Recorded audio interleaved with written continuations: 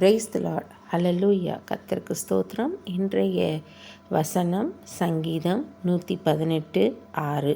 சங்கீதம் 118:6.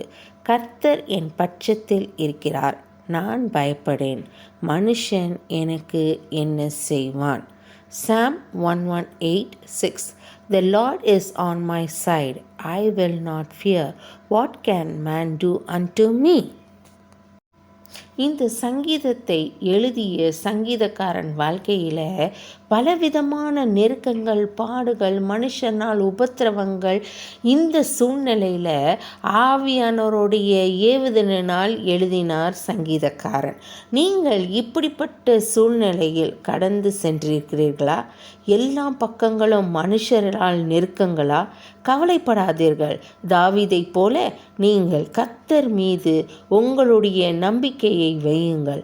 கர்த்தர் ஒருவரே எல்லா சூழ்நிலைகளிலும் நம்பத்தக்கவர்.